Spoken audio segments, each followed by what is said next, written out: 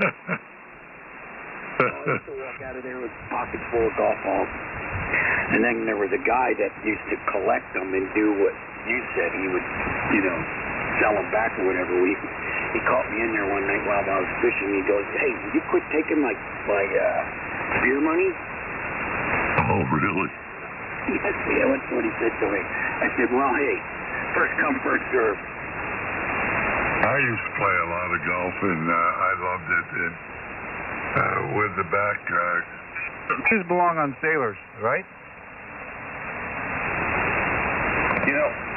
I gotta ask my wife if she was ever a sailor. She's got tattoos? I'm just kidding. I've never, Swiss people really don't have many tattoos. It's just not a big thing. No, I don't have a single tattoo. I go more for the natural scarring. Crashing motorcycles, you get a nice scar. Going through a fence, you get a nice scar. That's the only tattoos I have are natural scarring. Oh, yeah. I got a nice scar on my Vulcan and my Fat Boy. And I guess those things aren't cheap anymore. They're kind of expensive to get done. I'm not getting no tattoos. No way. No how. No, I'm with you. All right, we're running up on about 2 minutes before we need to shut down for the evening. Does anybody have a contact they'd like to make, or a comment, or a question? Come now. Go ahead, contact.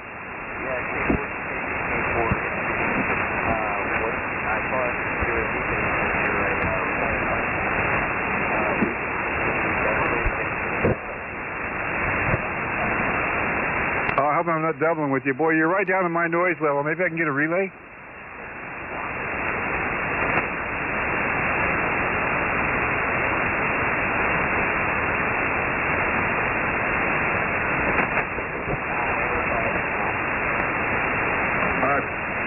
Go again, sir. I had you that time. Please transmit again.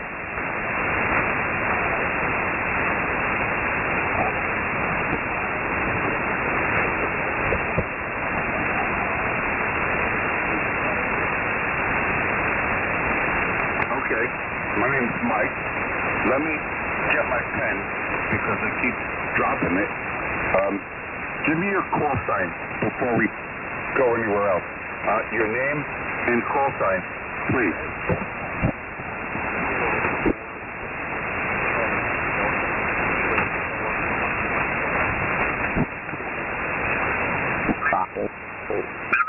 The pole with their hands, though. I mean, they put the belt around and put with one hand, hold it onto the pole, and then when they got the belt hooked on the other side, well, they still hold onto the pole.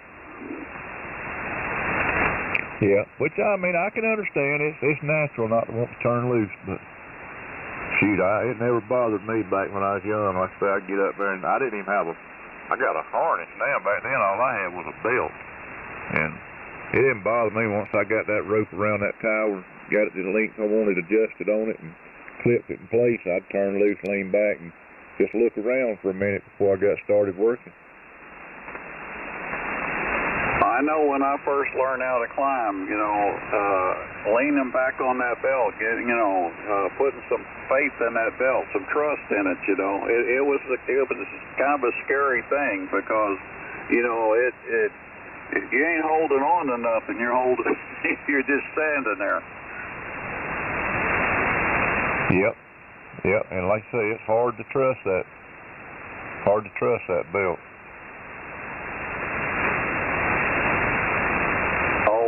Days are over for me. I don't know. I don't even think I could put a pair of hooks on and climb 3 feet off the ground on a pole if I had to. My knees are gone. Oh yeah, that's me. I can't climb. That's why I kind of switched gears. I'm gonna have to go get me some plate. I'm debating on whether to get aluminum plate or steel plate, but I'll probably wind up just building my hinge stuff all out of steel. It'd be a lot easier to weld. Yeah, but then you got to worry about it rusting all the time. So as long as you keep good primer and stuff on it, and a coat of some kind of paint or something, oil-based enamel is the best stuff I ever found.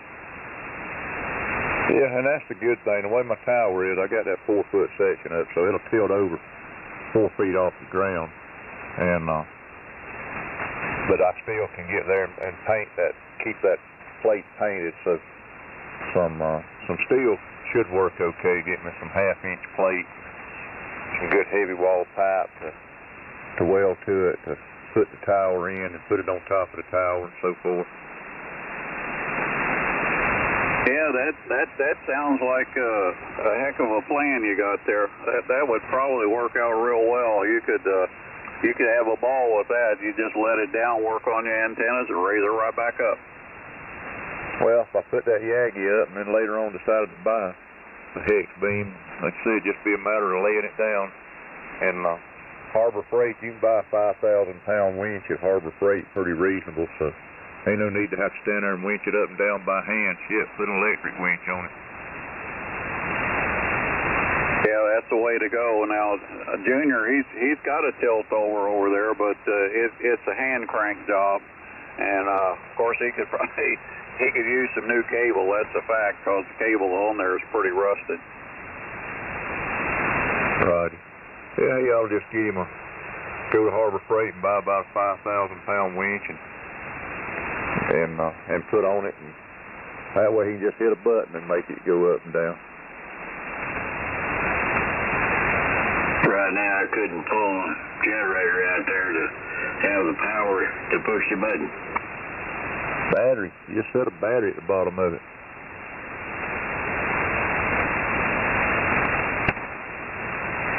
DC winches, Junior, like goes on a 4-wheeler. Yeah. Well, yeah, I could probably do that if I had a place to. I got one of them little lawnmower trailers, set it in a lawnmower trailer and drive it out there with the lawnmower and hook some cables onto it. But yeah, I got a 2-stage hand crank winch on my tower. It's a 2-stage.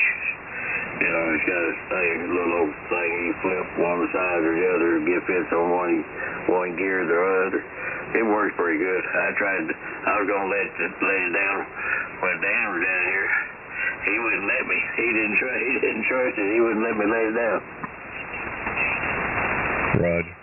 Well, if that cable's bad rusted, I kind of don't blame him. Could make a mess. No, it just got a couple of spots there. It's got a little rust on the cable. You know, I had plenty of faith in it, but he didn't, so he didn't want me to lay it down. You know, he wanted to use his fishing rod and throw it through the tower, hook the antenna onto it, and pull it up like that. I wanted to let the tower break the tower over where we can hook it on there where we wanted to hook it, you know, put the center point everywhere we wanted it on the tower. But anyway, yeah, it hadn't been broke over now in probably about 8 or 9 years. But it's got a counterbalance on it. It works sort of like a what they used to call them seesaws. Roger. Where did Wallace go? Wasn't he on here? Yeah, he was on for a minute and then gone.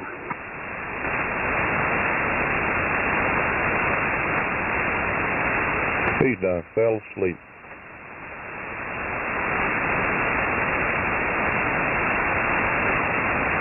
I tell you, Dan, the more I hear, listen to you and Tony talk on them headsets, I think I'm going to have to just get Tony to get me one of them. And for mine, I think it'd be a nice addition. Yeah, it is. Once you get the box set up on it right, you can watch. You can turn your TV on now. The only thing I have trouble with it is when I close the door on the microwave, it'll pop the box on it. That ain't hurting nothing. Yeah, it'd be nice to have if you had your radio set to a frequency that where you know somebody's there. and he gets fooling around outside like me, I will be walking across the yard out there, step in a spot and just fall over. If I fall over, I can't get back up again. Yeah, we could call for you. We could call Kathy. Yeah, call somebody and get them out there to get me up off the ground. Well, you need to start taking your stick with you so you can use that as a pry bar to help yourself up. Yeah, it don't work. The last time I done that, I had to crawl up beside the riding mower. And, of course, I had to get a hold of the steering wheel. One of them mowers with the steering wheel on it, that John Deere mower. And I had to get a hold all the way up higher enough to get a hold of the steering wheel. And I finally got myself back up on my feet. It was all I was going to pass out before I did, but I finally made it and got up in the seat and sat down there for about 5 minutes before I even tried to crank the track. Well, you're gonna have to, when you go out in the yard, you're gonna have to start taking your walker with you if you can't get back up, because I know you can get back up on that walker. Yeah, if I didn't keep pulling it over, where he comes to me and so me going to it. Oh, you'll figure it out though. You're sharp enough to figure it out. Yeah, crawl out there to get a hold of the bottom of that tower and pull myself up, hanging on to it. You're gonna have to get some strength in those legs somehow or another, and that'll help you out a little bit. I have trouble getting up too when I get down all the way, but I can usually make it. I can find something to help me. But if I go outside, I always have my walking stick with me. Yeah, well, that'd help out a lot. Yeah, well, yeah, I ain't planning on me getting on going out there and getting down on that ground. Of course, you never know when something's going to happen where you're going to do something you wasn't planning on doing. I fell over the hill this summer. I was down there where I had some tomatoes planted on the side of the hill, and I walked down there, and it was on a pretty steep little bank here, and I was doing some of the tomatoes, and I turned around and lost my balance, man, and I just went tumbling down the hill and into that, well, you probably don't remember, but there's a little side gravel road out there that I made beside the house. Ended up in that gravel road.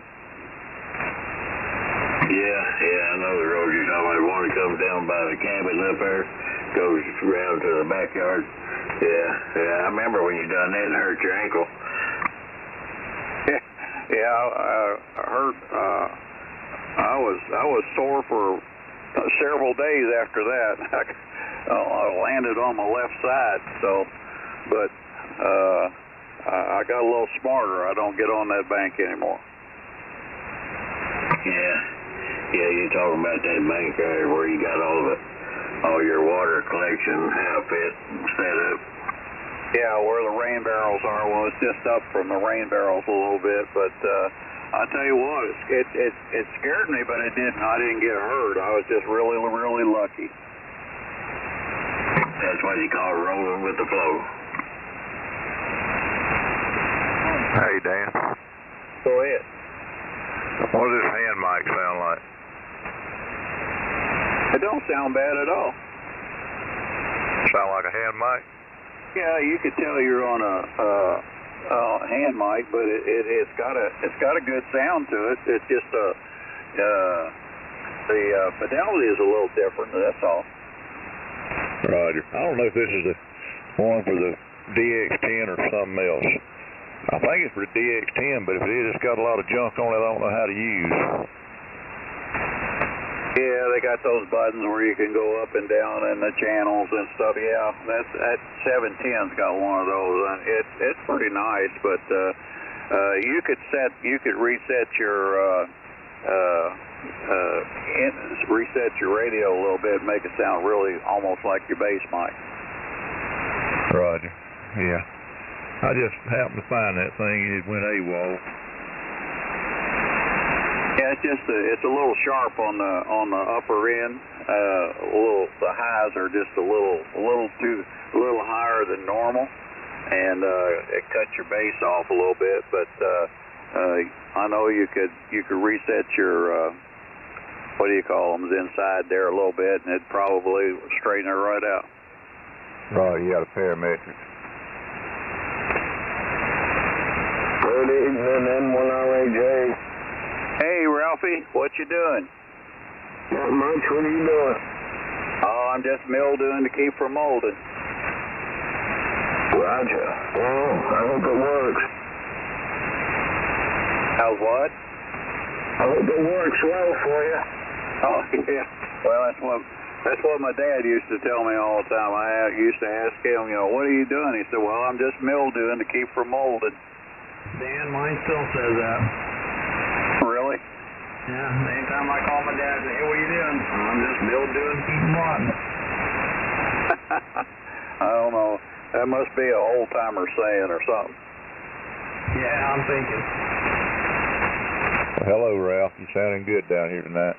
Yeah, you're sounding good, too. I don't know if that's got a switch in the back of the hand brake.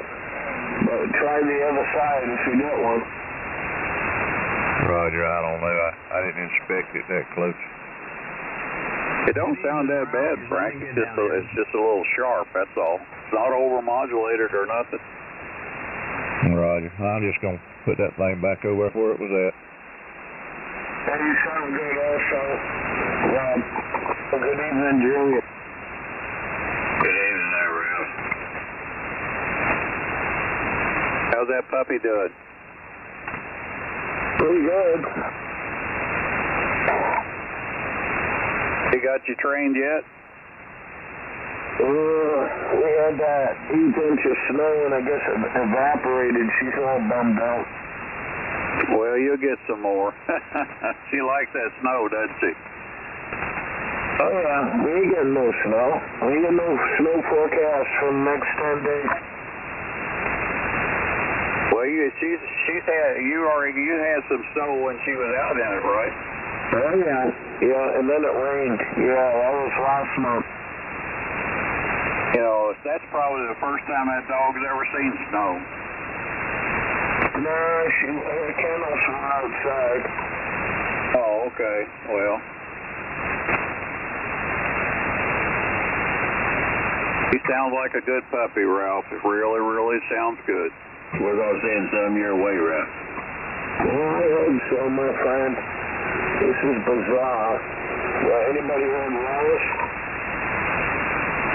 He's in here. He's probably asleep. Roger. Where you at, Wallace? Wake up.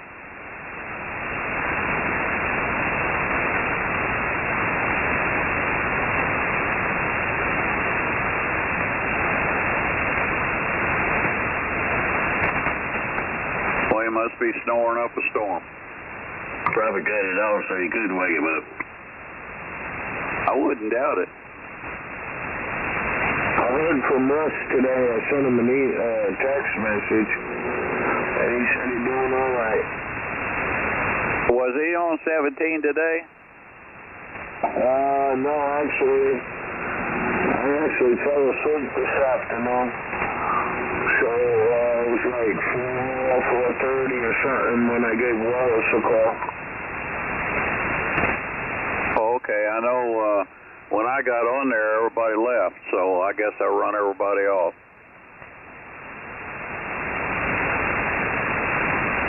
I know Tom was on there. He was getting ready to make his contact to Japan, and he said that you had just left, said you was going to go do supper. Yeah, it was kind of late. Yeah, I tried to get in there a little earlier tomorrow. Well, I got in there late, too, because I went to the Walmart. Of course, with the snow coming on, there was all kinds of crazy people up there trying to buy everything, I just went up there for a few items that I needed, some milk and stuff, but there was a bunch of crazy people up there buying all kinds of stuff. You never seen one grocery basket that wasn't all the way to the top. Really? Well, they're calling for another 5 to 7 inches here in this area. So it after the first one, 10.5 inches, everybody's scared now. Well, I'm into this. Well, you'll get some up here. Your turn's coming. Yeah, in April.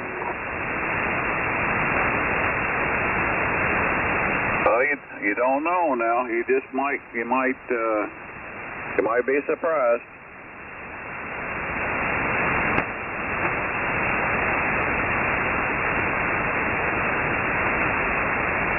Wind's been blowing all week, at least 20 miles an hour up here, all week long. Now, we've had some pretty good winds down here. Nothing like that, though. Usually 10, 15 miles an hour so far.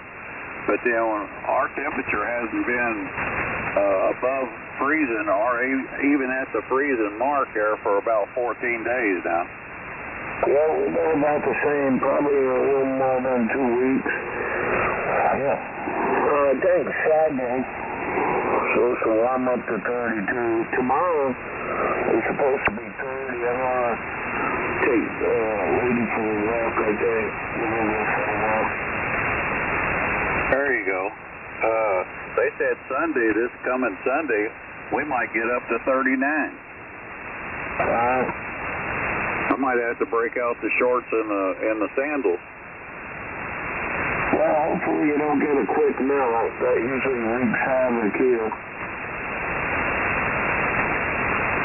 Well, I'm just about tired of this. I'm about ready for some 45, 50 degree weather. 40, 45 will suit me just fine. Roger. Lots of luck on that. Yeah, I know what you mean.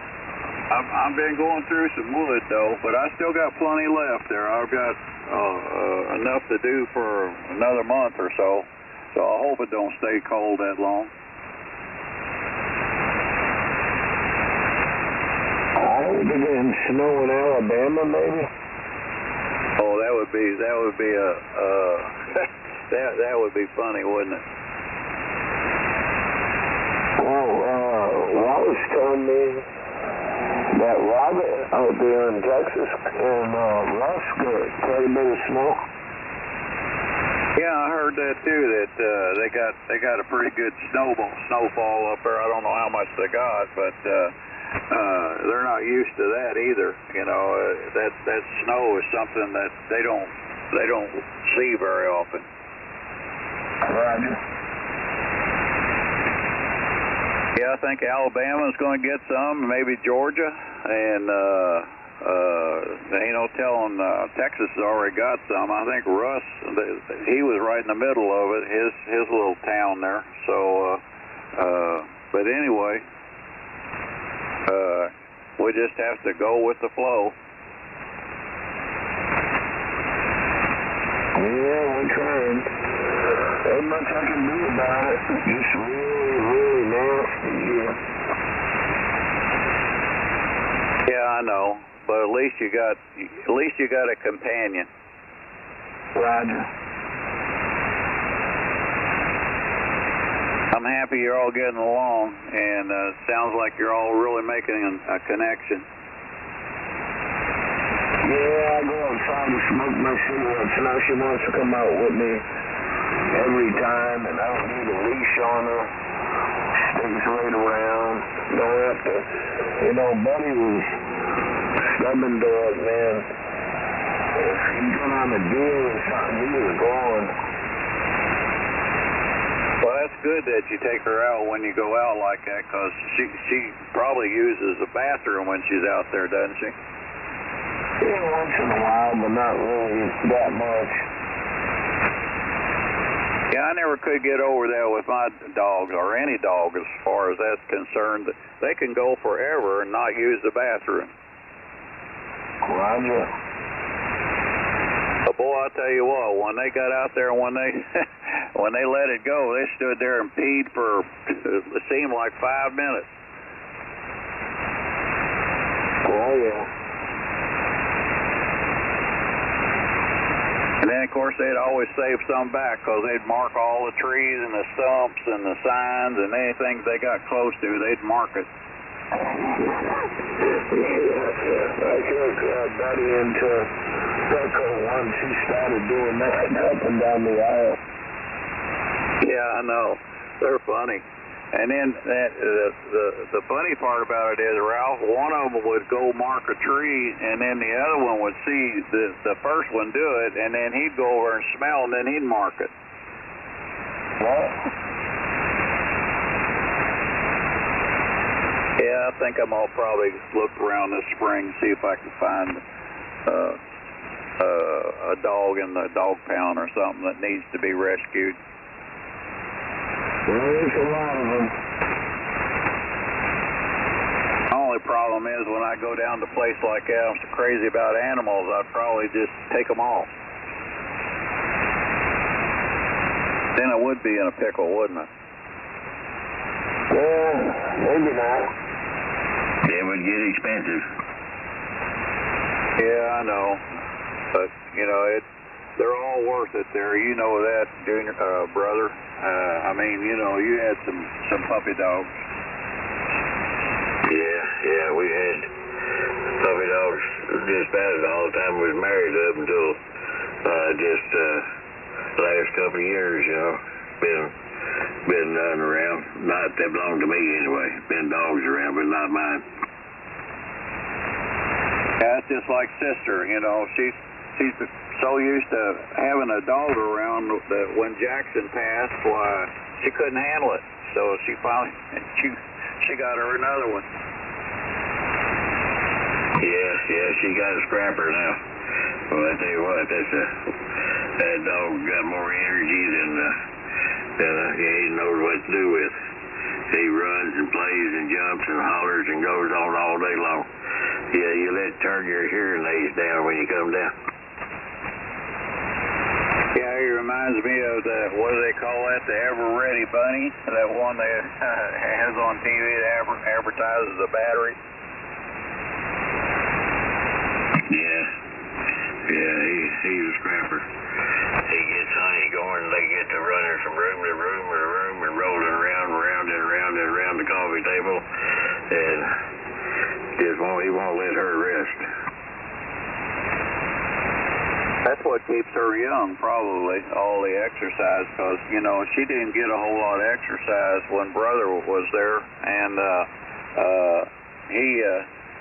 he'd take her out, you know, but now she goes all the time.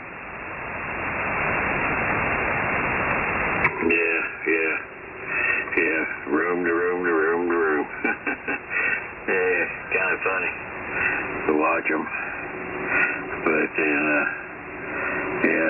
well, anyway, it keeps things going over there all the time. Yeah. When you gonna get you another Toby? I don't imagine I ever will. Don't want to mess with them, huh? Well, I got 3 big dogs, pretty good sized dogs that lives on my front porch out there. You know, all day and all night, just about every day. You know, they're there. I don't care if it's 60 degrees outside, they'll still come up there and sleep on my front porch. Well, they know that's a safe place, so that's probably why they come there. Yeah, well, they never did come over here to the porch. Have been there all the time, and they've been next door, but they never did come over here like that and sleep on my front porch until Kathy and Tracy moved over. Then they followed them.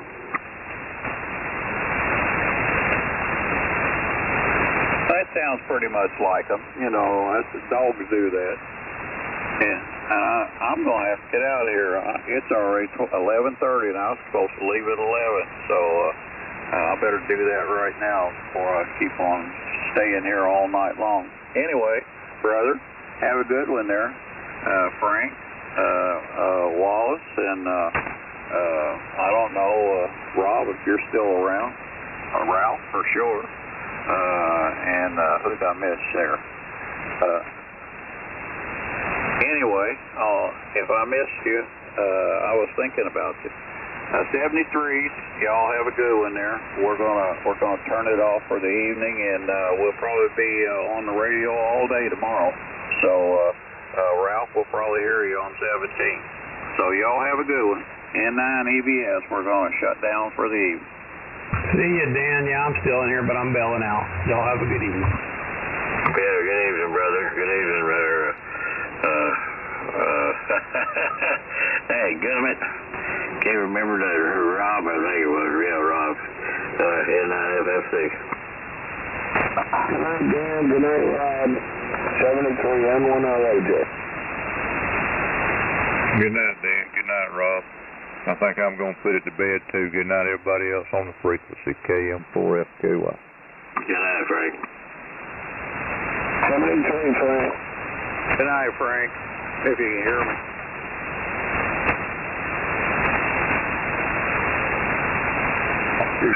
Lives up there, and also my nephew.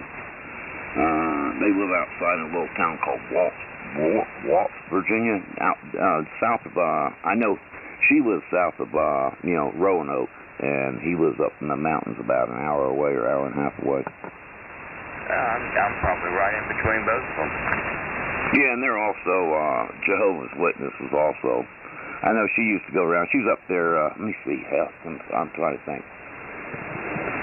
She's up there probably about 87 years old right now. And my nephew, he is probably, let me see, about 64, maybe, somewhere around there, about 64, 65 years old. Well, I wish I had her knowledge. Yeah, no, they've been studying, with Jehovah's Witness for a long, long time, for ever and day. He's an old, I guess, a deacon in the church and all that up that way. We talk every once in a while, but he's in such a rural area, his cell phone don't work. His wife's on her last legs. She's got some health ailments there. My sister ain't doing the greatest, but she's still hanging. She's a tough lady, man. She ain't far. Let me see.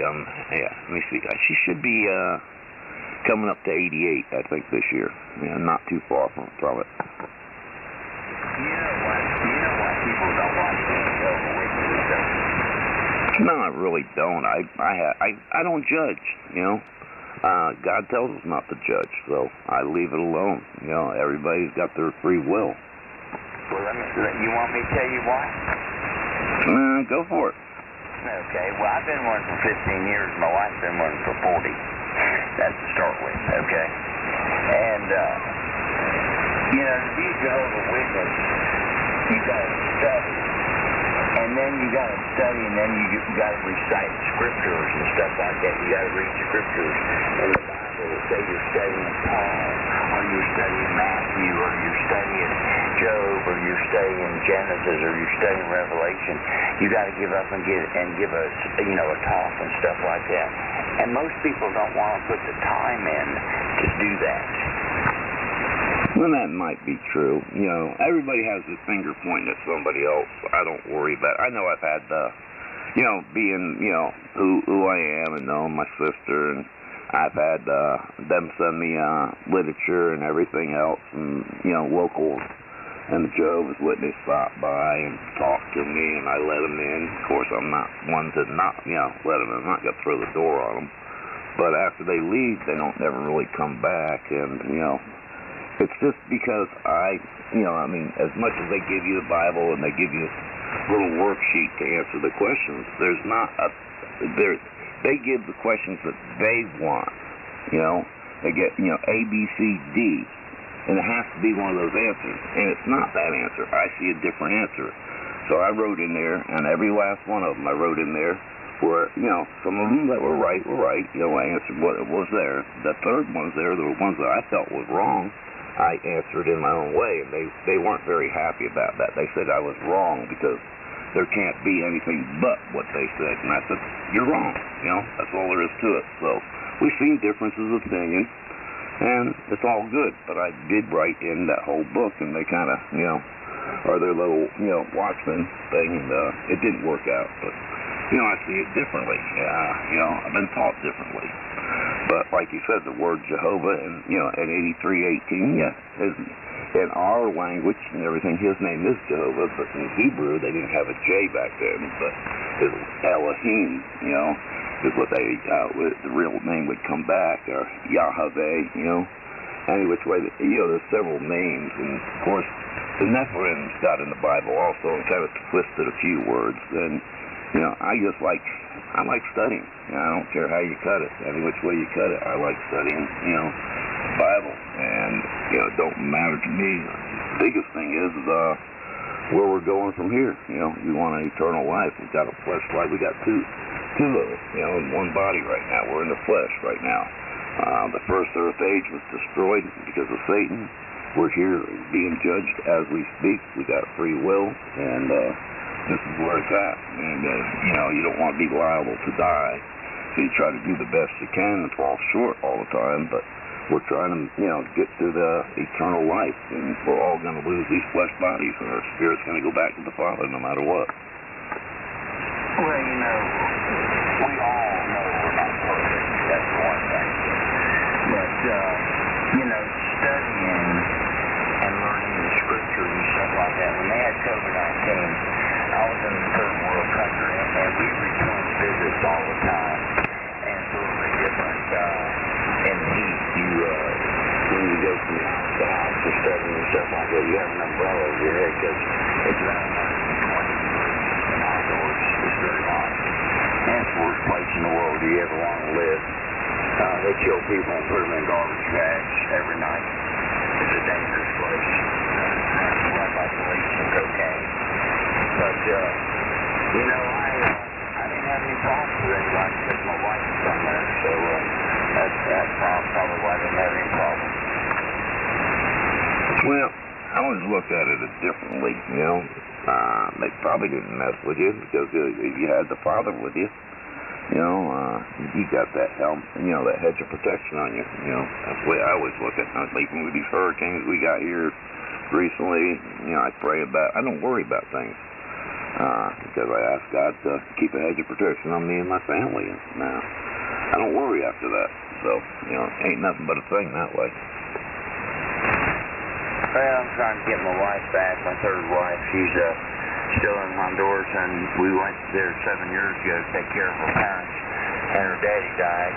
I hand dug his grave, and then her sister died, and brother died, and 4 people died. Her family in 7 years. And God told me to come back to my home. I live in the middle of 500 acres here. I join a man. He owns the land, but I live right in the middle of it. I own my own place. Yeah, sounds good. So do you go to, Kingdom Hall or anything, and know a lot of people up there that are Jehovah's? Come back to that now. Yeah, I was saying, you go, do you study with Jehovah's around there, and know any of the other people that study with you? I haven't studied since I've been back here for 8 months. I've been real sick for the last 8 months. I've got a touch of dementia now and stuff like that. I've been in the doctors and been real sick. I haven't studied with anybody. My wife, I'm trying to get her legal, get her back here and get her to help me, and I'll study with her when she gets back here. All right. I was just asking because, I don't, I'm not involved in that at all, but I know my sister's really heavily involved. I know she used to years ago, go around passing tracts out, doing things like that, doing it on Thursday. My nephew, I think, did the same thing along with his wife, but, and they, they're always heavy in the church. They always go heavy on the church. I think there's a church they have on Saturday, which, to me, when Christ died, the Sabbath is every day, so like little things, take differently, Anyway, at the end of the day, that's why I was inquiring. Now, no big deal. All right, brother, you be safe, Don. Have a good one. Name's Paul here, Papa Alpha Uniform Libra. I'm in north central Florida, out here on the Swanee Valley area, off the Swanee River. It was a pleasure. You take care. 73 KN4 NJM. Yeah, okay. Well, I appreciate it. Hey, before you run, I lost some memory when I was talking about COVID-19. Anyway, when COVID-19 was on, you had to wear masks and everything, and no one was able to go preaching. So we wrote letters, and I wrote my letters out of Scripture. I would pick a Scripture and write a letter what Jesus Christ did while he was on earth. And I wrote letters, and we had in Honduras, they call them potpourris, where people sell Coca-Cola and potato chips, and so that's how they make their money. They don't make much money, it's a full country. But that's what I did. I wrote over 500 letters in less than a year and a half. So I did a lot of handwriting, and nice to hear you all. And for DCH 73, have a beautiful night.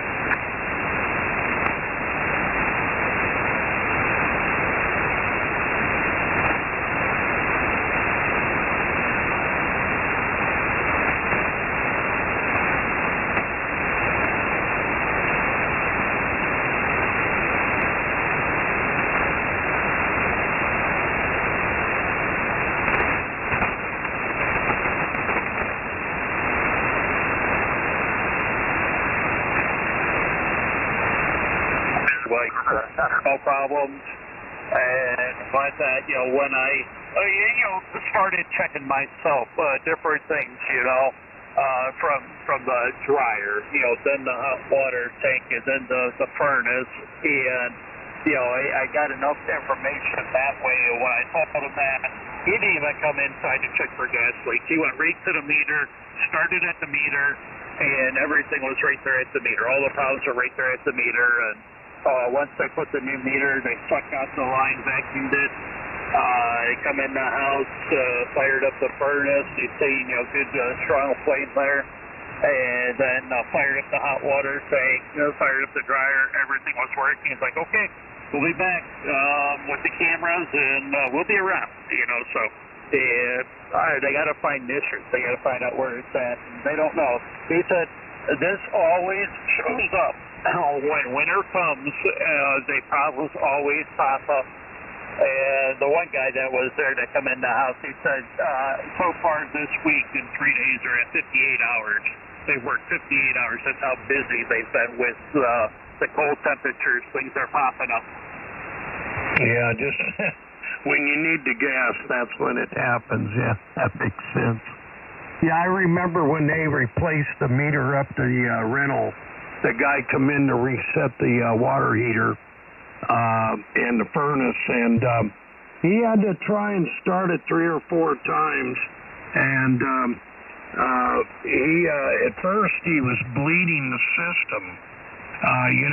He was actually opening the gas line to get the gas to flow, and he asked me to open the front door to get the gas out of the apartment, when he was bleeding it, because he said exactly that. It's gonna have like a vapor lock, so to speak, and moisture or whatever. So he just opened the line and let a bunch of gas blow out into the room, and then asked me to open the door. And then once he did that, he tried to start everything before that, and nothing. He couldn't get anything to start.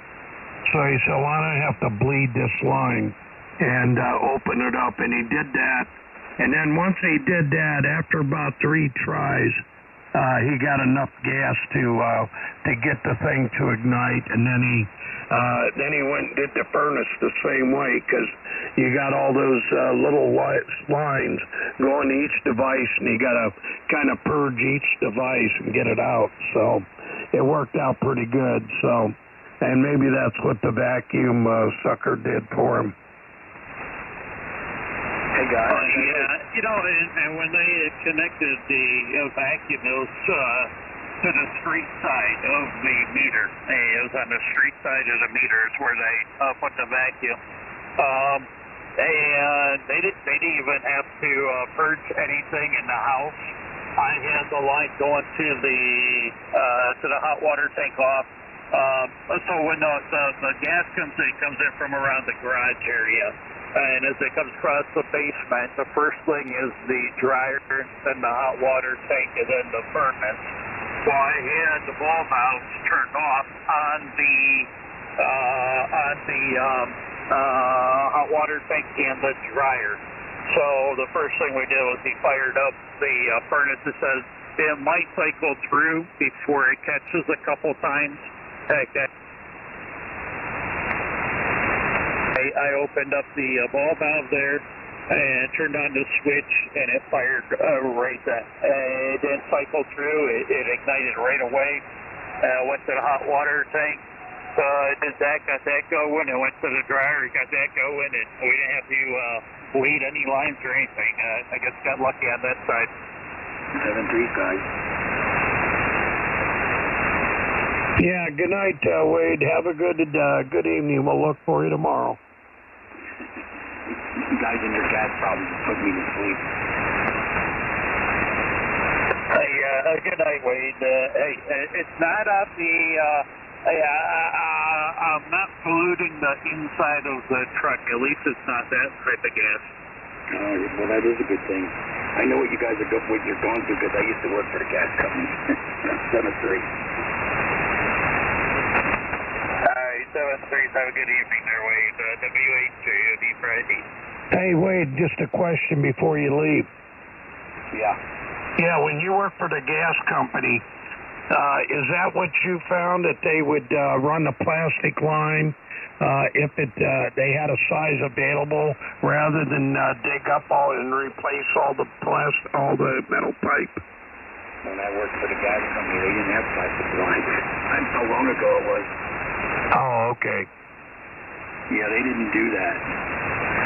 They would, evacuate what they could and get out of it. They could stuff it out. But they never, if they were going to replace the line. Today, sometimes they don't even dig it up anymore. They push it through. Yeah, that's what I meant. Yeah, that's what they did at my rental. So I'm just curious. Yeah, no, back then they didn't have the plastic like they do today. All right, good night, guys. N3FHM clear. Good night, Wade. W8 Golf Bravo for ID. WH Friday.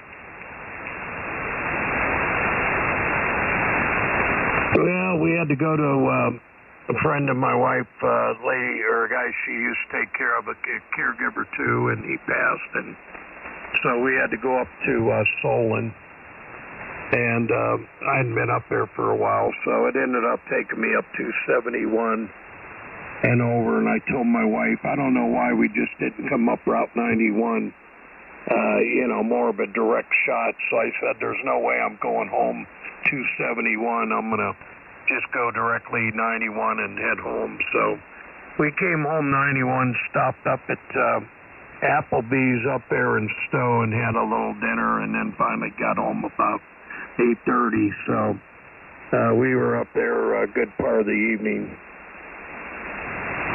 Oh, okay. You come right past the house there probably about 8:15 or so. You went by the house. I'm sorry, what was that? You went by the house. About 8:15 tonight.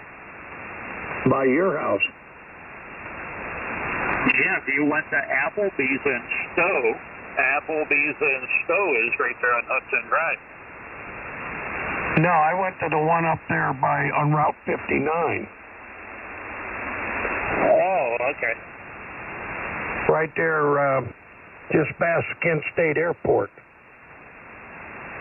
Oh, all right. Okay. Well, there's an Applebee's right there in front of Walmart and Lowe's. Right. No, we were coming back 91, and we got up, and we were going to try someplace else. And I was telling her she was calling up someplace, and there was a sports pub supposed to be up there on the intersection of Fish Creek and Graham Road, and we couldn't find it, and I ended up just coming on over to 59, and we turned down 59, and my wife said, well, there's an Applebee's there, why don't we go there? So we stopped and ate there. It was pretty good. We got that 2 for $25 or whatever, and so it was a pretty good little dinner. Yep. I know what you're talking about. The sports club is in the plaza. Let me think here. To the south and west. And at the corner there's a Handel's Ice Cream right there on the corner. It's an L-shaped plaza, and that's where the sports club is. It's in that plaza.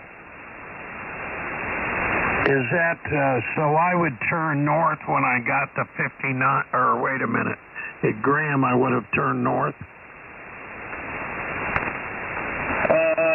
Fish Creek and Graham, where Fish Creek crosses over Graham. If you're heading east to southeast on Fish Creek, we got to Graham, you would have went across Graham, and then I would have been immediately on the right. Oh, okay. Well, anyway, we missed it, and I got tired of dealing with her phone directions, and it had us going down some other road, and I said to forget it, let's just go on back 59 and go home and see if there's anything on the way. And so we did, and then we seen the Applebee's, so we just stopped there.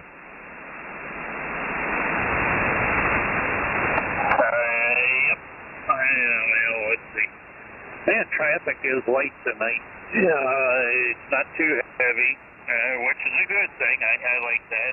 No weather yet, and it's 10 degrees over here at the 89-mile marker by Donegal. Actually here at Donegal, it's 91. I'm at the 89. So I've seen as low as 9 degrees already. Right now it's 10 here. Yeah, it's 12 here right now, so give me a minute or so. I'll be back. I'm going to go see that man. Okie dokie, go see the man about the horse, and no clouds. I see stars, so it's going to get cold tonight. WHODB, let's make here on 3940.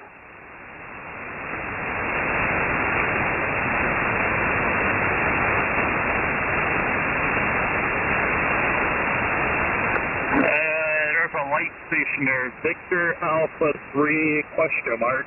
This is WHJOD, Whiskey 8, Juliet Oscar Delta. Name is John. I'm remoting the home station. I'm actually over in Pennsylvania on the Pennsylvania Turnpike, but remoting the home station. Give me the call again.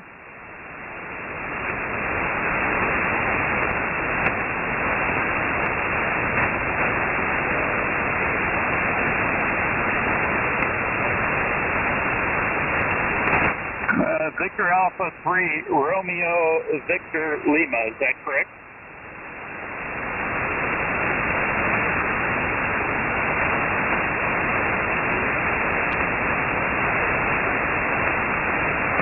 Alright, copy. Romeo Whiskey Lima, Victor Alpha 3, Romeo Whiskey Lima. You're about 5'7", about 5'8" in Ohio. Just about 30 miles south of Cleveland, Ohio.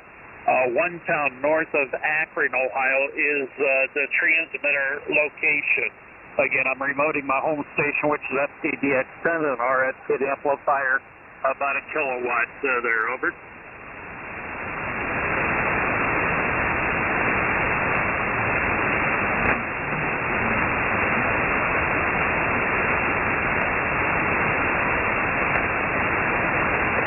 Where in Canada are you located?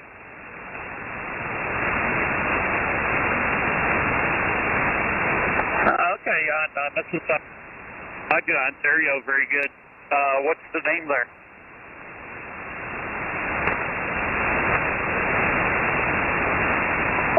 What is your name?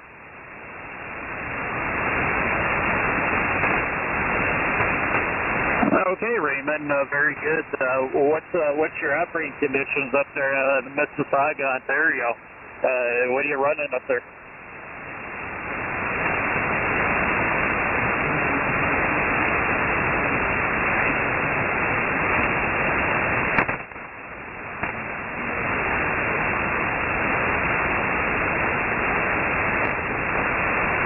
Okay, there's a little bit up and down on the signal there. Did you say an FTDX10 and a dipole antenna, over?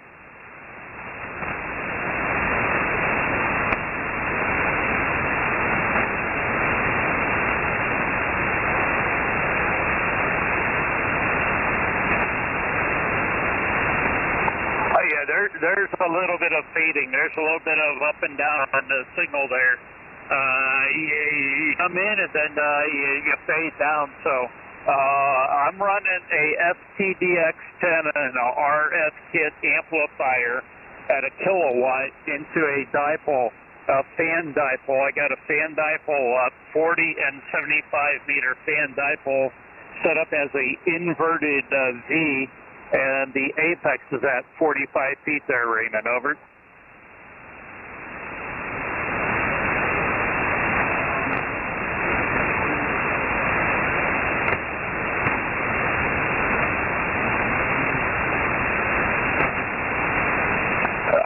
In Ohio, the other station that was in there, Whiskey 8 Golf Bravo, he's a neighbor of mine. He's 1.8 miles south of me. He's on the south side of town. I'm on the north side of town. He said that he was seeing 13 degrees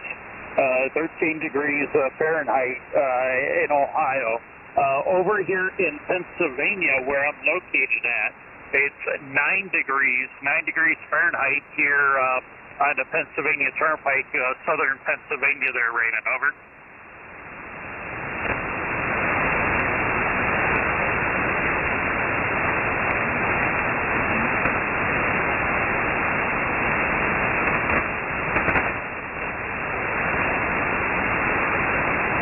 Well, all you can say is winter has arrived, Raymond. Over.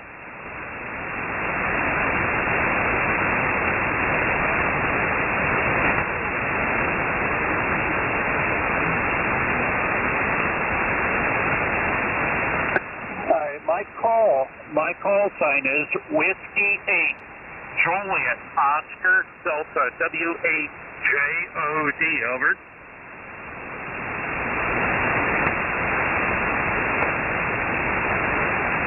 It is Whiskey number 8, Juliet, Oscar, Delta, W8JOD, over.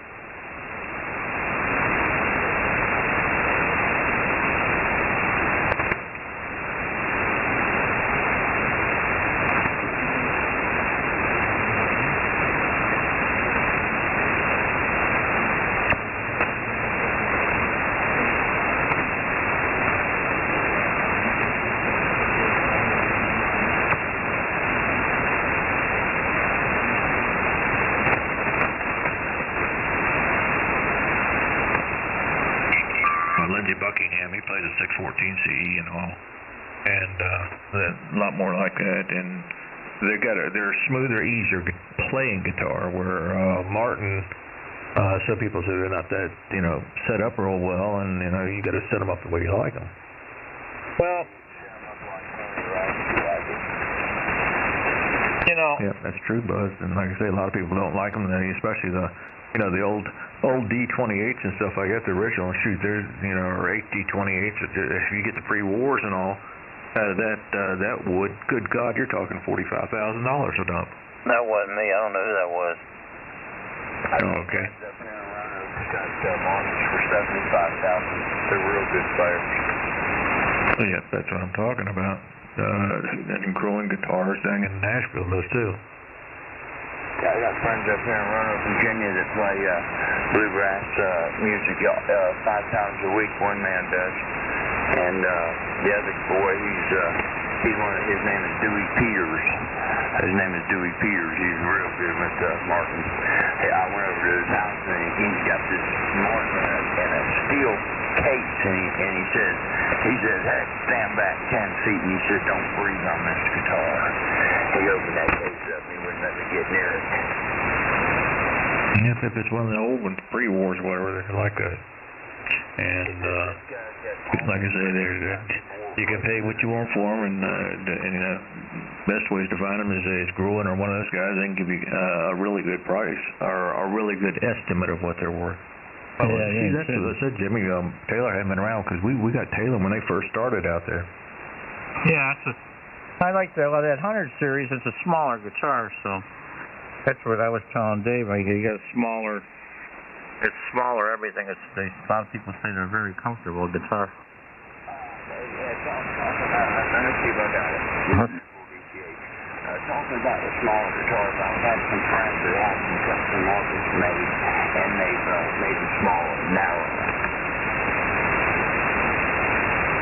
all kinds of CEs, whatever, depending on what you want. Yeah, the CEs, yeah, they're Parlay small, guitar, right? regardless, they make all styles. But no, Jimmy, that's the bad thing you gotta look at. I mean, they're making the copies so damn close, and they don't sound that bad considering. But I mean, from Strats to you name it, you can get them for $100 or whatever. That's what I was telling Dave. I said I was looking at a bookstore. There was a bookstore, and they were advertising. Because me and him, I don't know, he's got all kinds of guitars. We were sitting there talking, and I told him, I said the other day, I said, there's a damn bookstore over in Pikesville, Kentucky. I said, if they're advertising a 114 CE for $78 used, I said, what in the hell kind of shit is that? And Dave goes, oh, you're crazy. I mean, where the hell you see that? I said, I seen it, but that's gotta be that's gotta be fake crap, Oh, that's true. You can look all over YouTube and listen to the copies and what they sound like and what they look like, and they look good from a distance, but they're up close they're not the greatest looks. But if somebody's starting out and want to get into something that looks decent, that's the way to go, I guess. Yeah, I couldn't believe it. This one guy was playing one, and it was just a knockoff, and the damn thing sounded really good. I was shocked, and I was telling Dave about it. He says, yeah, he says the guy in church over there, he says he plays one of those knockoffs, and he says they're unbelievable. He says the one he's got is unbelievable, but there's supposedly supposed to be one that Amazon sells, and it's some kind of off-brand, but it's $500. But it's got beautiful sound to it, and I can't think of the name of it now. Aurora or something like that. But we were talking about it, and I said, "Holy shit!" I said, "It's I don't even know. It's not made like it might be made in Japan, but Japan makes some really good stuff, It's probably in China because Japan actually." Fender has got a Japanese line, believe it or not, and they're just about as much money as some of their American stuff is. Yeah, you're right. Yeah, we were talking about that. Yeah, it's probably China. But yeah, we were talking about that because Japan is, is unbelievable. That's like my shotgun. My shotgun used to be made over here in Belgium. I mean, it was made in Belgium, and now the damn thing's made in Japan, and it's tighter and better specs than when it was made in Belgium. I mean, I'm still shooting, the Belgium wood and all that stuff. But the specs, they're better than when it was made over in Belgium. Well, like I say, everything has gone up in price, from banjos to mandolins to you name it. None of the mandolin I've got now. It's $6,000 for that one mandolin I had. Audra made me down there that time, and I'm sure I could pay close to that back then. Now, the banjos hadn't gone up as much in price, but the handmade stuff like that, really have gone up. And he's neat if you ever watch his videos or whatever. He shows about how he does everything. He puts a lifetime warranty on his stuff and everything else. Yeah, he's not alive anymore, right? No, he's in Kentucky or whatever. He makes mandolins. He's about, I guess might be 70. Yeah, I wish we were talking about him a while back. My father always played a mandolin forever and ever and ever and ever. Now, finally he's done playing them, and he's done playing the fiddle, and he's done playing everything now, because, he can't even play with himself anymore, hardly. W4 BUZ. Hey, JJ. N8ATC. Hey, Dave. Good morning, gentlemen. Jeff, Jimmy, Buzz, anybody else? What's going on over there? You all right? Good morning, Dave. Good morning, Dave. You all right over there, Dave? What's that, Jimmy? I said, you all right? We haven't heard from you in a while. Yeah, it's kind of a rough week. I've been in there a few times listening, but I've been going to bed early. And I had to get some sleep. Yeah. Man, because I haven't heard you in there, in almost a week or longer. Yeah, that mandolin, that's a lot of money, $6,000. But I mean, you know, that guy, he's one of the best in the country. Actually, probably a better than him, a guy named Len Dudenbossel. He builds a lot of stuff, and his were $10,000 back when I hosted a page for him, and he was $10,000 back then. But I got a lot of, when I was making stuff, I got a lot of good tips and all from him, and I bet he's $15,000 to $20,000 now for his. Yeah, that's something, man. Yeah, on one of Dave Taylor's, they had to repitch the neck on it, on his guitar, and it was a big job.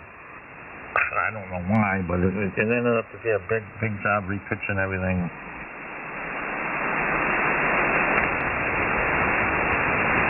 Do you mean by like setting the net in at a different angle?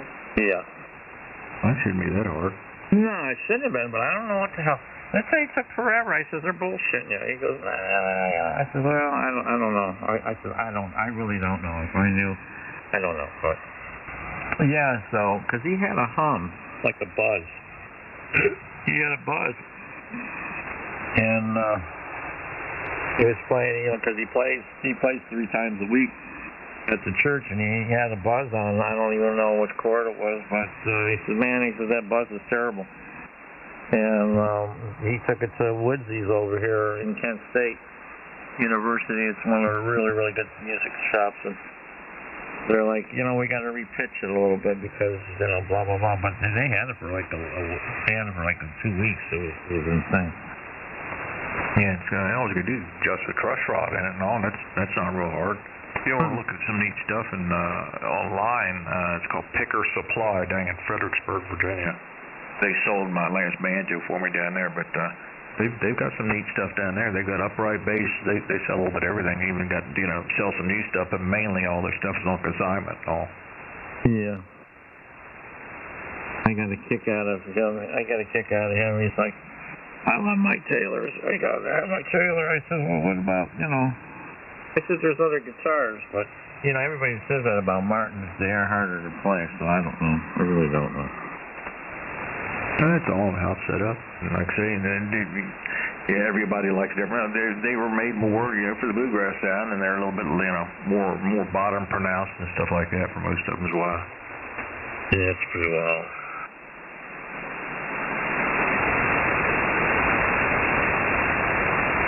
I thought I heard Wayne in here earlier. Wayne's World. Was he in here playing his double boy or playing his banjo? The dobro.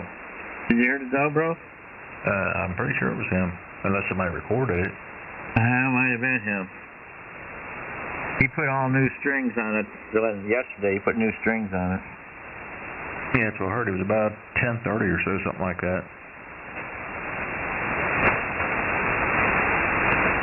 I don't know. Did they make different series strings for those?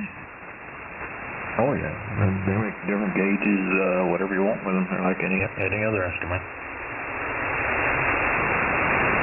Some people like light stuff. Some people like heavy. Well, my buddy's daughter, she was playing guitar, and she called me up. She goes, "I know you don't know nothing about guitars." She goes, "But is there different strings?" She says, to maybe make them be easier on my fingers. And I said, you know, I've read things about that, and they say run it with what you got and just get your fingers conditioned to it. That's right. You got to build the calluses up, and in the beginning, the best way we've told people, get some super glue and put super glue on your fingers there, and then by the time the super glue wears off and stuff, it'll start building calluses up possibly. Yeah. Right. But you can just build the calluses up, and once they're built up there, it's a lot easier to play. Yeah, my father had fun with that fiddle that he had. My sister bought him like 3 of them, and she said, "Take your pick." And he said, "I want all 3." And he just got done about 2 years ago. He gave it up about 2 years ago because I walked in the house and he was playing it. He was playing some Hungarian song. I don't even know what song it was, but something crazy. I've got a Strat copy and a Arvani copy, and the Arvani was my granddad. It was 1906. I found paperwork that back to 1906. I know it's at least that old, but it sat in his closet, and all the hide glue, they're all made with hide glue, all your instruments are, and everything had come apart on it. So I redid everything on it there and put it all back together with hide glue and all. Yeah, you put it in the steamer and it'll all fall apart. If you put it in the heater, or if it gets real dry, it'll come apart. It gets hot. There's a lot of ways I kept it. It's made so you can do things to them, take them apart and all. Isn't that something that is amazing, really? Yep, and actually, what is it? Tight Bond makes a hide glue, which is you don't have to heat up and do stuff, but it will still come apart with heat and all. Yeah, you just hit it with heat and it's done. Well, heat and moisture takes a little bit of both, but it will come back apart. Like all the fingerboard, everything can come apart on that design. I've been beat around on the back. It looked like you dropped it a few times, had nicks and stuff, so I fixed that. But the thing I don't like with these, it's Arvani, and I didn't realize that, but they're a more narrow neck than what a Strat has. Sure isn't. Strat's, narrow enough, but I mean, that's even, to me, that's for either a person with really small hands or something. Oh, yeah, it's for a woman or something, But when you were, when you had tailors there, when you were selling tailors, they didn't have them made in Mexico back then. They didn't make any tailors back in Mexico back then, right? Nope, everything was California. Mm-hmm. They just started their shit in 2011.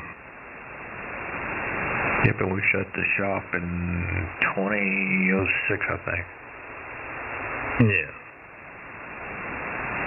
Oh, he was arguing with me and fighting and carrying on. I love it when he gets like that, but I tell him, he says, you're reading the wrong stuff. You don't know what the hell you're reading. Yeah, I said, I'm reading Google. Oh, bullshit. You should be on Google.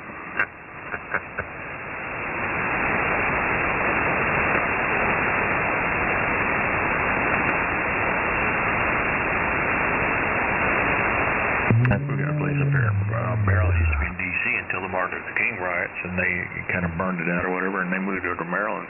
Chuck Levins, and I mean, he's now dead, but his kids, luckily, they took the thing over, and I mean, they sell from saxophones to trumpets. That's part of the building. Then another part is regular instruments. Another part's drums.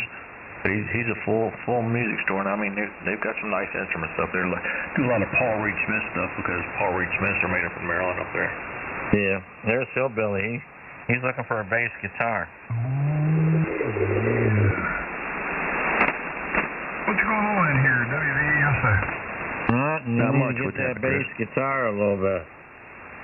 I've been so busy trying to get other crap done, I ain't had a chance to even worry about it. I've been busy pissing with weather and stuff like that.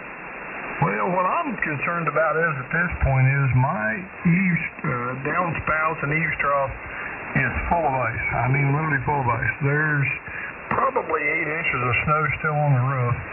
We're looking somewhere in the neighborhood of 2 to 4, 2 to 6, 4 to 8. They don't know what the hell we're going to get yet. Things around here are going to start getting hairy. I mean, we've already had 2 buildings collapse, and man, I'm telling you what, it's getting a little scary. Yeah, they're saying we might even get 2 days. We're going to get a dusting to 2 inches on this one. W4BUZ. Okay, check it. WVUSA. Hello, bud. Hey, Hillbilly. Hey, PC. Hello, Dave. What up, Hillbilly? Well, Hillbilly, we ended up with 12 inches on that last deal. So, it's a lot of it didn't melt off. Just as I got finished doing everything, then we had another, second round of 3 inches come on. Well, we had a whopping 27 degrees today, and that's a heat wave. We've got a couple of days coming that's going to be in the 30s, and I think that's when the trouble's going to start, because all that snow is going to start getting melted. It's going to get really heavy, and things are going to get really interesting around here. But we had, like I said, in the front where it's shaded a little bit from the wind. There's 8 to 10 out there on the backside where the wind blows. I've got one place out there in the cove there where the generator sits that's probably 14, maybe 15 inches deep. Hey, Hillbilly, you got another wave of it's going to be there in about 24 to 48 hours, too. Yeah, I've seen that coming out of Texas. I've seen that Richard was out playing in the snow today. Yep, I was sitting here watching it right as you was talking about it. I was like, there ain't nothing going to be thawing out because you got a whole bunch more coming, and that's that same stuff that's going to give us a possibility of some type of mix. So we'll see what happens. It's halfway across Alabama now. Well, they're saying tonight we're supposed to be below zero, 2 to 4 below. I'm not sure exactly what we're going to get. They're saying 2 below zero. So, I mean, everything that melted today is a solid sheet of ice. I called the state road and I said, hey, you know, I know y'all's busy and I'm not busting your chops for this, but listen, we've got elderly people and disabled people live on this hill. Don't worry about scraping the road, but can you just kind of just back up here and throw some salt, sand, and cinders and, you know, a couple times and then we'll deal with it. But she said, you're on the list, and it's not close to the top. So she said, we'll try to get you before Tuesday. That's all I can tell you. So she said 5'9". Yeah, 5'9" in the contest. She told me to take my snowball somewhere else. Yeah. Yeah, what's one thing I say about around here? They do a damn good job around here, actually. Well, for the taxes you pay, they should. Well, that's true. You know, the city-wise and everything else. Hell, I went to the store. That was the worst place to go to the grocery store. It's like they just piled everything into wherever the front of the vehicle's supposed to be. That's why I feel bad for those people in California. I really do. You know, that's unbelievable. I mean, that's $1 million roll. You know, they said today, Jeff, that's some of the richest homes in the world. You know, and I started thinking, really? But then I started thinking, well, yeah, that's Hollywood Hills. That's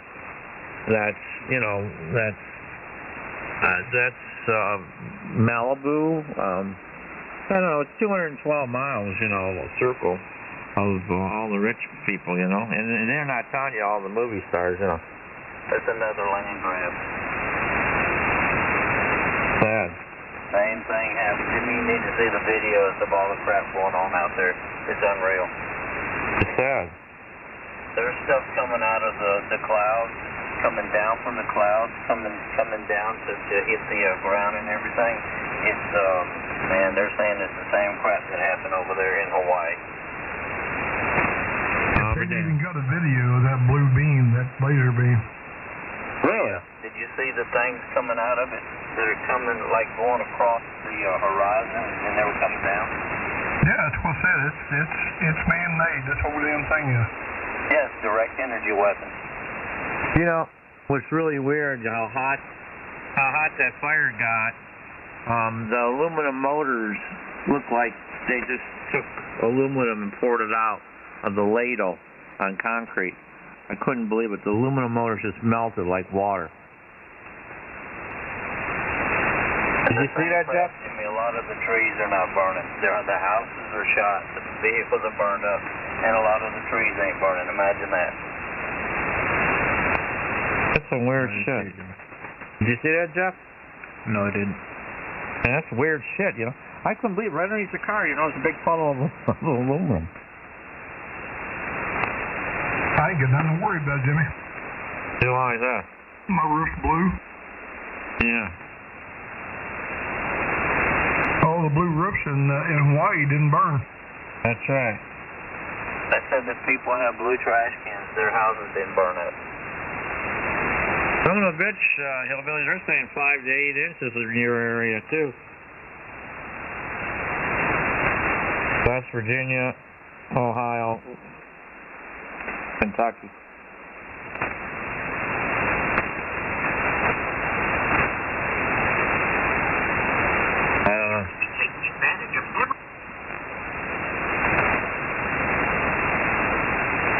Jimmy, I guess I'm okay. I got a blue house. You got a blue house? Yeah, I guess I'm good. I got blue balls, so I'm okay.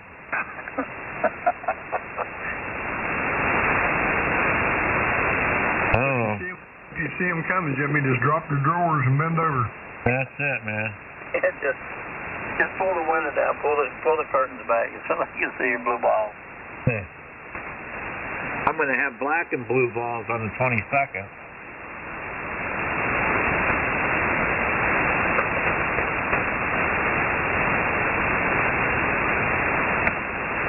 Yeah, it's, they said it's no Pikeville, Prestonburg. They're all going to get, I don't know where Wayne lives, but Fort Smith, all Moorhead, Cincinnati. Yeah, Wayne lives more in the middle western part of Kentucky. Yeah, middle western part, okay.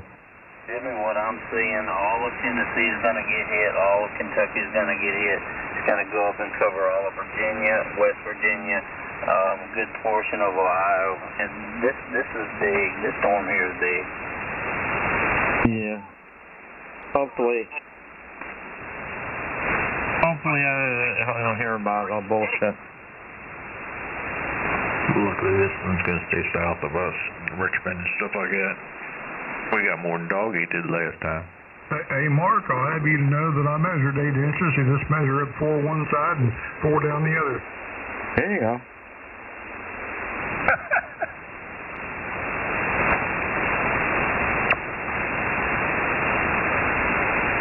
I put on about 5 pounds since Thanksgiving. I got to get this shit off, man. I was doing real good there for a while, but man, this freaking radio snacking's about to kill me. I'm telling you, I'm gaining weight like crazy. I told that girl, I said, as soon as this operation and I feel better, I said, I'll be out running around outside here, cleaning up and doing stuff, bending it over and moving a little bit. I said, I got to lose some weight.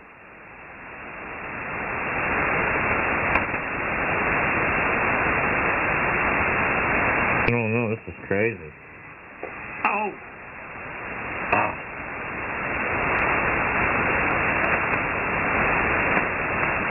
It's cold enough out there right now. If you'd have to go out there and piss on your feet, you'd be stuck till spring. Oh, it's right now it's 4 degrees here.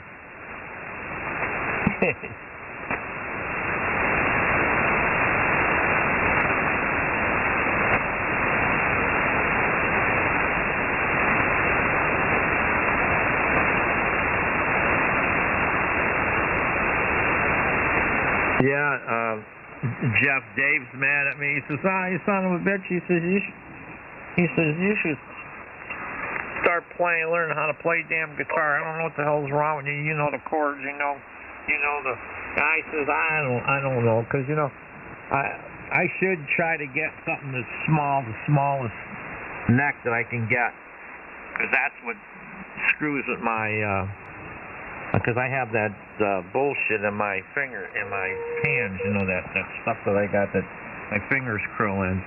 And he says you should. I don't know. That's why I was always looking at that's the C. That's 114. That's C114. Because it's real thin. You see, I have to have a wide neck. I've just got fat fingers. So I'm gonna have a wide neck period. Yeah. I need a smaller neck so I can get my fingers, so that it don't tear them up. I'm not going to get a standard shoe. Hey, Jimmy. You look like Fred Sanford holding a guitar. You know how his hand curls up? My hand curls, I'm going to get that operated on. That's another operation this year. This year is an operating year.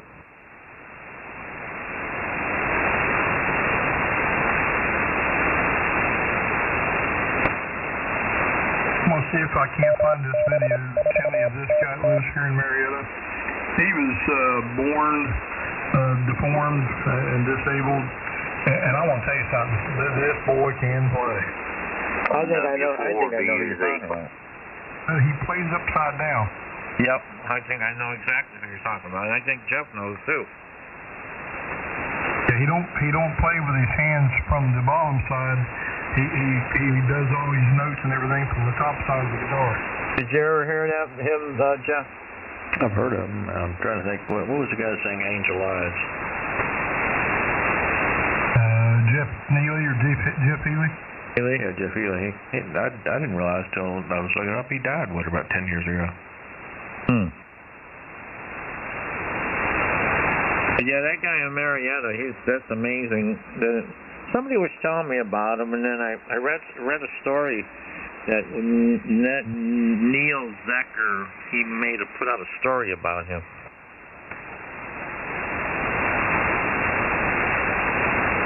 Neil Zerker, that's his name. He put a whole story about him, and they interviewed him and everything.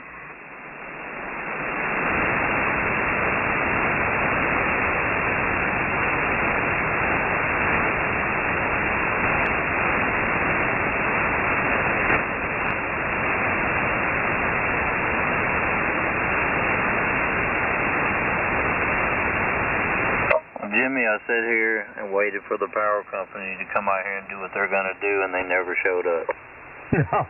No way. Are you serious? Yeah, I called the guy and talked to him about 4:30 or 5, and he said they got tied up in another job, so they're going to have to reschedule. So I was like, okay, just whenever y'all can get here. Holy moly. Man. That's sad. Yep, so the noise is still there. But it's not that bad, right? Solid 10 over.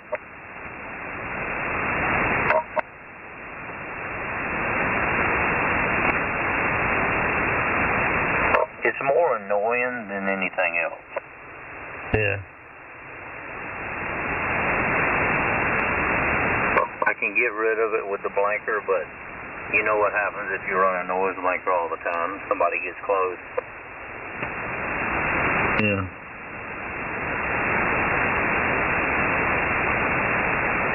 But it is what it is. They'll get to it eventually. Yeah, it's funny, Bud. In the summertime, a lot of the crews up here are out of Georgia. They send them up here to work and install lines and poles and stuff like that. Yeah, well, I don't know if our crews are out of state or what, but I got this darn noise that popped up here about 2 nights ago, and it's down the road from me, Jeff, about 200 or 300 yards. And I've already, put them in the right area, so they got to figure out which pole it's on and whether it's an arrestor or whether it's in the transformer. I don't really know, but they usually don't keep me waiting very long, so they'll get on it. Yeah, well, these are private contractors. Most of them are. They were putting one back behind the house to feed this Pedro's house that apparently they didn't have. I can't figure that out. The house isn't that old, so it had to have been a 200 amp service to begin with, but the feed, and it feeds another house, and the wire wasn't big enough, and I said, I can't believe that. Wow.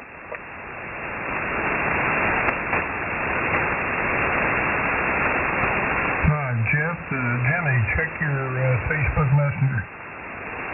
Facebook Messenger?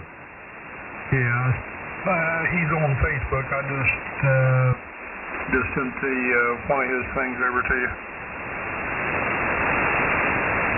Yeah. He's got 1,000 videos on there. Yeah, that's him, yeah. Yep.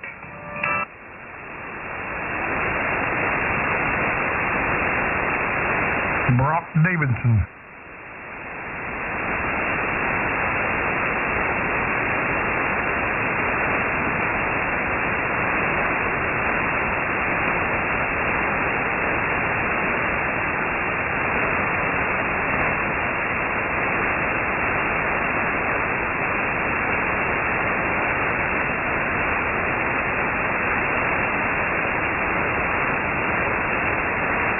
Jeff, does this thing sound okay? Is it staying on pretty good?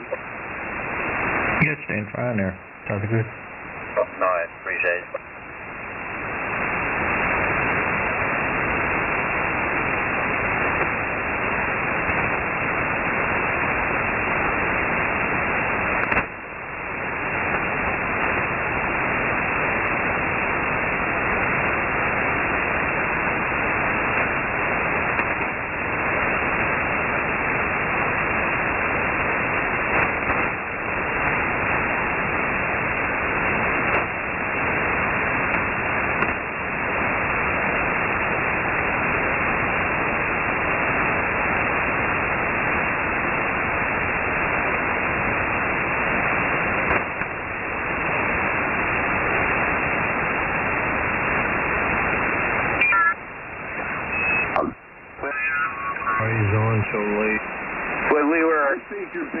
buy it.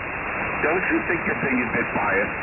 When we were teenagers, we went and DF'd a dude out down in Adrian, Michigan. We went and found him. It seems like he lost his brain since then. They just put one of them things like you do on a car. You got to breathe into it, and if your alcohol content is low, the radio will turn on. Hey, Joe, if you masturbate more than 20 times a day, you get a problem, buddy. No, the radio will go to 7,200 automatically. Yeah, your toxicity level has to be 3.8 to go to 7,200. Hey, there's Marxist Mike. These boys are Sounds like somebody needs to be around 27 megahertz. Oh, they're the new crowd on 7,200. They are so stupid. They are so stupid they've driven the other ones off just because of their stupidity. Beyond With Joe, he's ours to argue with. You get him during the day, we get him during the night. Leave him alone at night. He's ours. A civil war, the SDRs were all ejected. Listen to this guy. He's a piece of shit, low life, nothing better to do. He threatens people. He has got no fucking life. He's just a piece of shit fucking... Where is he? Oh! I'm gonna buy you a dictionary so you can learn some new words. Or better yet, maybe a thesaurus where you'll figure out what they are. This is the new crowd. This is the chicken banders that came about 5 years ago. They think they're going to get into the hobby, just a lot like KX2V. You know, these guys come in, they spend a lot of money on equipment, they think they're something, they bring their same habits in. Low IQ, low performance, stupid as the goddamn brickbat. You know, they're just losers. These are losers. These aren't the kind of people that amateur radio should have ever wanted in the hobby. But, you know, we had to sell those shiny microphones. I wish there was some way I could wanted you in the radio because you are the king of amateur radio. You're a piece of shit. You are a dirt digger. You have no education at all. You are dumb. You are dumb. No education whatsoever. Right off the chicken band.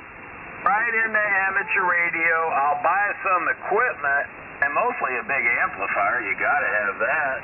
And I'll be a ham radio operator. My life, you're a friggin' low-life, blowhard, friggin' Okay. I guess I'll have to watch your mama change diapers. Between the three of you, you've only come up with 5 words in 30 minutes. Well, at least we could say 5 words in 30 minutes. You, on the other hand, have some sort of speech problem. You couldn't say CW at 1 letter in a century. You want to bet? Let's go. Send me some code. You're an idiot. You don't know CW. You're a chicken bander. That's where you came from. That's where you still live. You're probably still on the chicken band. I don't know which one you'll find it. This will all be on YouTube tomorrow. You guys are all famous now. You're all famous. You're going to be on YouTube. These are low life. I mean, in every category that you could grade an individual, they are on the bottom half. Every category. You guys are supposed to be adults. Live freaking rah, rah, rah. You're acting Rah, rah, rah. You gotta put all that bass in the audio because I'm trying to be like Rush Limbaugh. Right off the chicken band. I'm Rush Limbaugh. Right off the chicken band with a gold-plated microphone and a lot of bass. Don't forget the reverb. And the reverb. Yeah, you gotta put a little bit of that in there. You need a couple of racks of audio gear. Shut up. You are goddamn stupid. Tomorrow with a gigawatt and put all you guys to shame. Oh my God! I got an amplifier. That's all they are. They come right from the chicken van. The first thing they buy is a big amplifier. I got my general class license. I need me a big amplifier. What's the biggest one I can get? I don't know anything about them, but I'm going to get one. I bought my general class license. Well, that's true, too. You try to make yourself feel better by telling people they have problems that you have. What the hell is wrong with you, man? Hillbillies? What's wrong with me? What's wrong with me? That son of a bitch was on 7200 for 1 month. Never gave his call sign, never gave his name until he got caught. And now all of a sudden, I give my call sign. Who built your radio station, your daddy? Mister. Probably. You're wearing shoes, too. Probably living in this house, ain't you? Now you're making me stutter. You've been biting your lip a long time. Oh, I'm lost. I'm gonna change my name to You got a big hole bite, don't you? Get lost, you goddamn dirt digger. Hey, can you imagine you went through your whole life and someone says on your deathbed, what did you accomplish? I dug some holes in the dirt. I dug some holes in the dirt. Aren't I something? I'm something, aren't I? To lube you. I mean, I did something. I dug some holes in the dirt. I had the brain power to do it when I was about 7 years old, but that's what I did my whole life. I dug holes in the dirt. Your age. At you guys' age, you act like children. I dug holes in the dirt, guys. Didn't I get something done? You guys do act like children. You're scaring me, Joe. Well, it's a good thing my wife's only 18 years old. I mean, your boyfriend? Nothing wrong with a little statutory rape. Yeah, these guys don't think there's anything wrong with that. I mean, that's the kind of people they are. They're just low rent. Just the kind of people you go, ugh. Do we really have to have you in America? Why don't you leave? Why don't you go somewhere else? Why don't when they do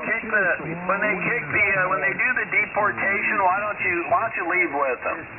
Just get the hell out of here. Your friend is not normal. Yeah, you're not normal. Listen to yourself once. Please. That said, I'll be normal. Oh, wow. You see, that's the quality of the jokes, too. There's no quality. They're off. They're just like one of these people you meet. They're just off by a little bit. You're like, okay, I'll stay away from that one. That's these two right here. They could be abnormal brain. Not funny. You are not.